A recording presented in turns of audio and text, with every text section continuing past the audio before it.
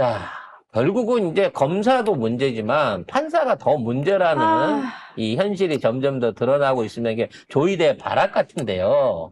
지금 조태영 전 국정원장의 주요 혐의에 대해서 대부분 무죄가 나고 1년 6개월밖에 이게 안 됐는데 이 무죄 난 이유가 정말 충격적입니다. 그 당시에 보고를 받았지만 홍장원 차장의 보고를 풍문으로 들었다고 생각했기 때문이라는 거야. 저기 판사야?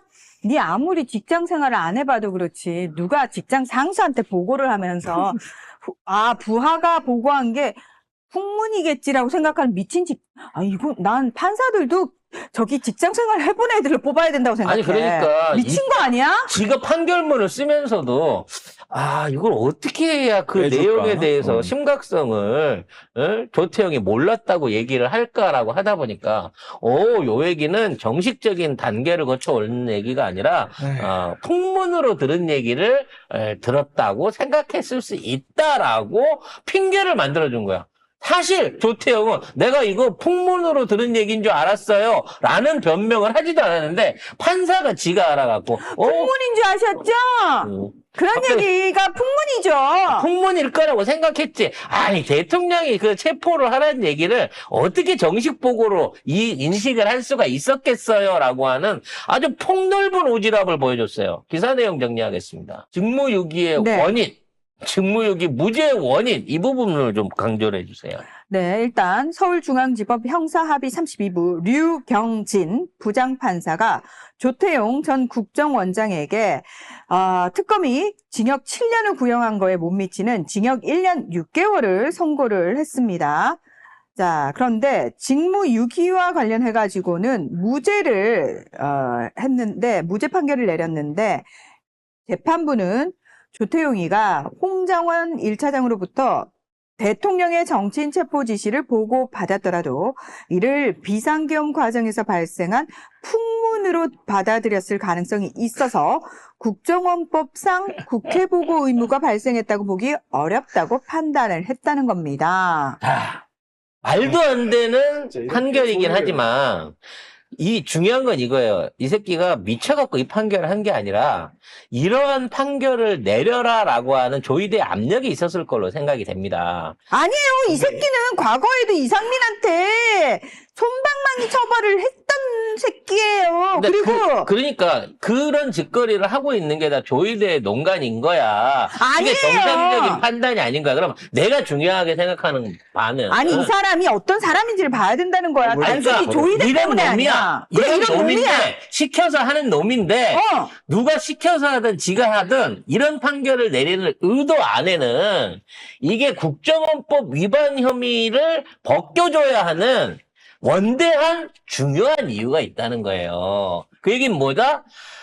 지금 얘 말고도 훨씬 더 많은 국정원 안에 지금 차장이 11명이잖아. 검사 출신으로 가 있는 애들이. 거기 심어놓은 검사 뿌락치들이 있는데 그 새끼들이 앞으로 특검이라든지 뭘로 해갖고 계속 조사를 받아서 나오게 됐을 때 이런 부당한 보고 내지는 여기에 대한 국회 보고 의무를 비롯한 이러한 내용들 자체, 국정원법 위반 자체를 벗겨줘야만 얘네들이 위증을 해서라도 내가 파견 검사로 들어와서 시켜갖고 이런 식으로 국정으로 움직여서 내란에 가담했습니다. 요거를 벗어날 수 있다고 보는 거야. 그러니까 이 한 놈을 구하는 게 중요한 게 아니라 이 한 놈을 이런 식으로 구해서 판례를 만들어 놓음으로 해놨고 나머지 놈들한테 나도 그러면 처벌을 안 받을 수 있겠구나 하는 희망과 함께 혹시라도 기소를 당해서 똑같은 이유로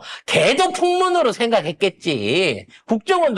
국정원장도 그랬는데 요런 식으로 빼주려고 하는 명백한 의도가 있다는 거야. 조태영 하나만을 위한 판결이 아니라는 거지, 이번 경우는. 그러나 그 국정원 직원들이 류경진한테 재판을 받는다는 보장이 없어. 예를 들어서 이진관 판사님 같은 우리가 믿을 수 있는 유일한 판사다운 판사, 상식적인 판사한테 걸렸다. 그러면은 류경진의 이 판결물 따위는 나락으로 가는 거야. 따라서 이거는 이제 문서나 이런 게 없이 구두 보고에 대한 판단을 얘가 어떻게 했느냐 안 했느냐를 놓고 이거 할 수 있는 건데 이제는 이 특검이라든지 앞으로 기소를 하는 재판 과정 중에 이렇게 법관이 임의로 판단해 갖고 할 수 있는 여지를 더 남겨줘서는 안 돼요. 이게 어떤 정리된 문서라든지 확실한 녹취라든가 이런 게 남아 있어서 이걸 제시했으면 법 왜곡죄 때문에 풍문이야라고 그 증거를 무시하지 못했을 텐데 현재 나와 있는 거를 갖다가 나 구두 보고를 들었고 그걸 갖다 풍문으로 생각했다라고 하는 식으로 오지랖을 떨어준 거란 말이지. 관련해서 최근 들어 특검이 신천지 관련한 또 추가 조사 자료를 공개 발표를 했어요. 그러니까 신천지가 국진당에 투입했다라고 하는 일종의 신도 당원들이 우리가 이제 11만 얘기했었잖아. 네. 6만 명까지는 확인을 했다는 겁니다. 최소. 이건 명부 비교가 끝난 거예요. 현재 찾아낸 숫자가 확실하게 얘는 신천지 신도로서 국짐에 들어왔어요라고 하는 게 11만 명 중에 6만 명을 찾아냈다는 겁니다. 이것만 확실하게 드러나도요, 국짐은 바로 해산각으로 가는 거예요. 문제는 이 증거를, 합수본이 내세운 이 증거를 공소 또는 기소하는 검사가 받아가지고 제대로 된 보강 수사와 자료, 법적 근거에 의해 가지고 고발을 해야 판사가 요거에 대해서 위장 또는 정치적 목적을 갖고 선거에 개입하기 위해서 종교단체가 끼어든 거, 그리고 여기에 대해서 협조한 거 등을 묶어갖고 말 그대로 정당 해산에 준하는 실형을 내릴 수 있는데 요런 판사 새끼들이 중간에 계속 껴있으면 결국은 나중에 이런 것들이 판결 상황에서 자꾸 뒤집히게 된다는 거예요. 빨리 조유대부터 탄핵을 시켜야 된다, 진짜. 그래서 지선이 끝나고 나면 바로 탄핵 절차에 6월 말 전에는 들어간다라고 하는 게 지금 예상이 되고 있고요. 그때쯤 가야만 아마 법원의 난동도 어느 정도 정리가 될 수 있을 것으로 보여집니다. 저는 법원의 난동이 쉽게 정리될 거라고 생각하지 않습니다. 그러니까 현재까지는 계속해서 유지되고 있는 거예요. 이번에 대법원에서 추가로 하나 더 말씀드릴 게, 과거에 강기훈 씨 유서 이제 대필 논란 있었지 않습니까?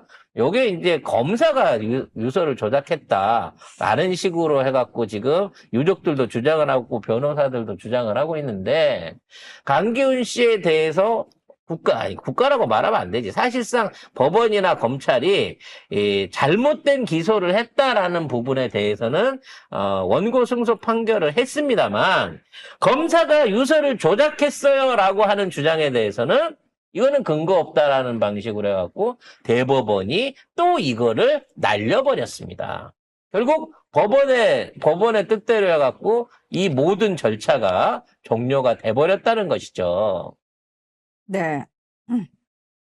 자, 대법원이 1991년 유서 대필 사건의 피해자 강기훈 씨와 가족들이 국가를 상대로 낸 손해배상 청구 소송 파기환송을 했었거든요. 그래서 이번에 서울고법에서 파기환송심을 열었는데 국가의 배상 책임을 추가로 인정을 했다라는 겁니다. 그래서 수사 과정에서의 불법 구금, 밤샘 조사, 가혹행위, 변호인 접견권 침해 등 개별 불법 행위에 대해 강기훈 씨에게 5,330만 원, 가족들에게 각각 400에서 500만 원의 위자료를 추가 지급하라고 판결했습니다. 그런데 이제 검찰이 조직적으로 개입했다는 조작 기소. 이거는 아예 없어요. 이 네. 내용은 아예 없어. 그 부분은 조작 기소가 없어. 그 부분은 빠졌습니다. 시효가 다 됐다. 소멸 시효가 지났다는 이유로 결국 검사가 지 멋대로 조작해서 유서를 쓰고 나중에 대필 감정까지 속여가면서 한국 감정원 감정까지 속여가면서 국가수 감정도 속여가면서 이게 본인께 맞다라고 했던 과정에 다 검사가 껴있었는데 그러한 검사의 불법 행위에 대해서는 또 대법원이 면죄부를 줘버린 거예요. 그러니까 불법 구금, 밤샘 조사, 가혹행위, 변호인 접견 침해 요런 하나하나 개별적인 불법 행위는 유죄인데 조작 기소했다는 건 빠졌어. 검사죄만 빠진 거야. 어. 검사죄만. 그래서 이 사법부를 이거는 검찰과 사법부를 동시에 개혁하지 않으면 대한민국 그런 말 있잖아. 법 없이도 산다. 라는 말 했잖아. 법 있으면 못 살아요, 이제. 이따위 법으로 나라에서 이따위 법으로 존중을 받으면 돈 많은 놈, 기득권 있는 놈, 검사랑 잠잔 호스테스만 모든 에이, 혜택을 다 받게 되는 거고. 죄인인지 줄린지. 죄인인지 줄리인지 재줄리인지 아니에요. 모르겠지만. 줄리이자 제니예요. 그러니까 공모할 때는 줄리, 누군지 모르겠지만. 사적으로 활동할 때는 유닛으로 활동하던 제니 뭐 이렇게 했다는 거죠. 자꾸 블랙핑크 제니 얘기하시는데 얘가 활동하던 시기는요. 블랙핑크 태어나고 난 지 얼마 안 된 시기에 먼저 선도적으로 제니라는 이름을 먼저 쓴 겁니다. 얘가. 아우, 더러워요. 좀 제발. 그러니까 그만 좀 그거를 얘기해요. 갖다가 비교 대상으로 삼지는 마시라고요. 너무 더러워요. 네. 아마 그때 제니는 저기 저 못생긴 애가 제니 아니니 뭐 요런 제니가 아니었을까라고 생각을 해봅니다. 우리가 생각하는 불핑 제니는 그때 당시에 없었습니다, 여러분.